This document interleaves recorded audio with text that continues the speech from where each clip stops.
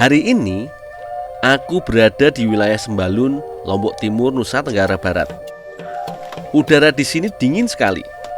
Maklum, Sembalun merupakan kaki Gunung Rinjani. Desa ini berada di ketinggian 1000 meter dari permukaan laut. Wah, saking dinginnya, aku enggan sekali keluar dari selimut, sehingga aku telat bangun. Padahal, aku sudah berjanji pada Bu Resni untuk membantu mendapatkan getah Asitaba. Aku harus segera bergegas. Kak, maaf kak, terlambat kak. Gimana sih kamu nih kesiangan, lihat nih jadi sedikit dapatnya, bantu sana ambil daunnya. Ya kak, maaf kak, kesiangan kak. Pinjam bisanya kak.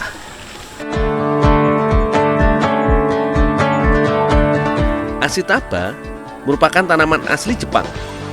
Tanaman ini cocok untuk berkembang di dataran tinggi dengan udara yang sejuk dan bersih seperti di Sembalun ini. Warga di sekitar sini menjual getah dan juga daunnya yang dijadikan serbuk. Di pagi hari, getah yang didapatkan masih banyak sekali. Namun menjelang siang, getahnya mulai berkurang. Getah Asitaba berguna untuk mengobati penyakit darah tinggi. Khasiatnya sudah tidak diragukan lagi. Itu sebabnya 600 ml getah Asitaba dapat dibanderol dengan harga Rp300.000. Tidak semua daun dapat dipanen dan dijadikan serbuk. Hanya daun tertua saja yang dapat diolah. Bagian daun tertuanya berada di lapisan terluar tanaman. Biasanya, getah maupun serbuk daunnya dijadikan sebagai campuran minuman dan diperjualbelikan ke mancanegara, khususnya ke Jepang, negeri asalnya.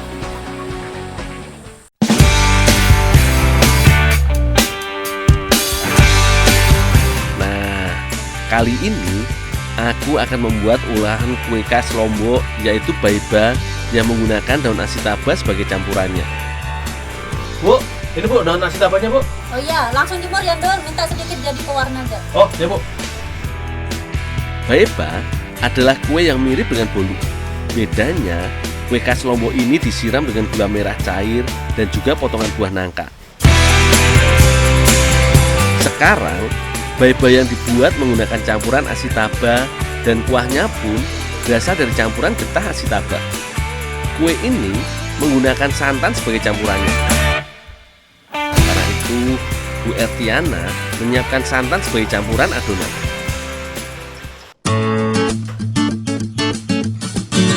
Biasanya, kue baiba berwarna kuning saja, tapi kali ini kami akan membuatnya dengan sedikit berwarna.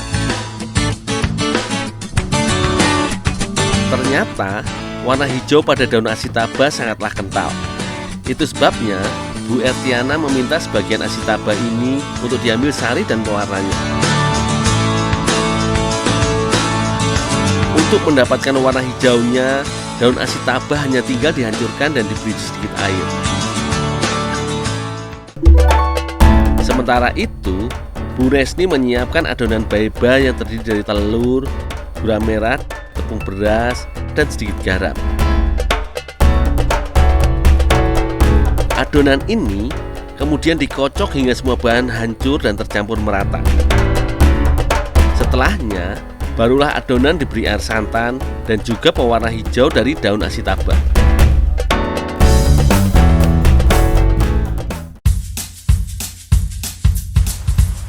Sebelum dapat diolah, daun Asitaba haruslah dikeringkan dulu selama 2 hari. Warga sekitar hanya memanfaatkan tenaga matahari saja dalam proses pengeringan ini.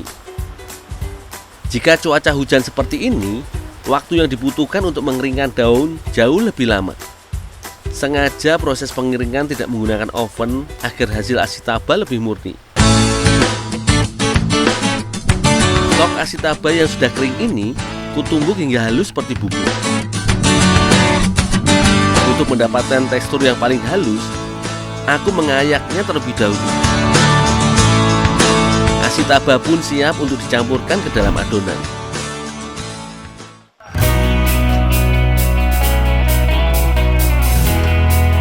Jika biasanya Baiba disiram dengan sirup gula merah, kali ini getahnya akan kujadikan sebagai fla. Rasa getah Asitaba sangatlah pahit. Oleh karena itu, untuk dijadikan sebagai fla, getahnya harus diberi banyak campuran. Pertama-tama, getah direbus dengan air. Selanjutnya, ditambahkan susu kental manis agar rasanya tidak terlalu pahit. Tidak cukup sampai di situ untuk menghasilkan fla yang enak rasanya. Masih perlu ditambahkan gula pasir untuk menutupi rasa pahitnya. Nah, jika rasanya sudah mulai manis, adonan fla ditambahkan dengan tepung maizena sebagai pengental fla. Walau rasanya sudah ditambahkan banyak pemanis, namun khasiat dari getah Asitaba tidak hilang begitu saja. Ketika sudah mengental, fla getah Asitaba pun sudah siap untuk disajikan. Ketika adonan sudah siap, adonan diberi tambahan tepung Asitaba. Tepung ini pun bercita rasa pahit, namun pahitnya tidak sepekat getah Asitaba. Oleh sebab itu, campuran tepung Asitaba tidak perlu terlalu banyak ditambahkan. Sekali lagi, adonan diaduk hingga tepung Asitaba tercampur sempurna. Kini saatnya untuk mencetak adonan. Adonan dituangkan ke loyang lalu dikukus. Waktu yang dibutuhkan untuk mengukus adonan kurang lebih berkisar antara 15 hingga setengah jam saja. Ketika adonan sudah tidak lengket dan mengembang, maka kue Baiba sudah siap untuk disajikan. Tampilan Baiba Asitaba menjadi sangat unik dengan warna hijau yang kental. Tekstur kuenya sangat lembut ketika digigit. Wangi daun tercium ketika hendak disantap, tapi rasa asli Asitaba tidak terlalu terasa. Hanya rasa manis saja yang mendominasi. Begitu pula dengan fla getah Asitaba. Rasa manis dan juga lembutlah yang terasa di lidah.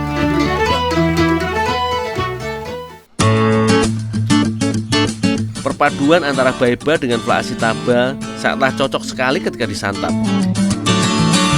Rasa Asitaba yang pahit ternyata dapat diinovasikan menjadi berbagai panganan yang enak rasanya dengan perbandingan pemanis yang pas. Dengan rasa yang enak, lewat Baiba Asitaba ini, kami juga dapat merasakan manfaat yang sangat baik bagi tubuh.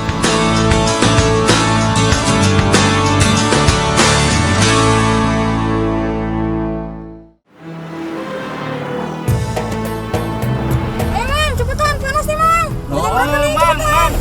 Ini seorang nih. Aduh. Aduh. Ini.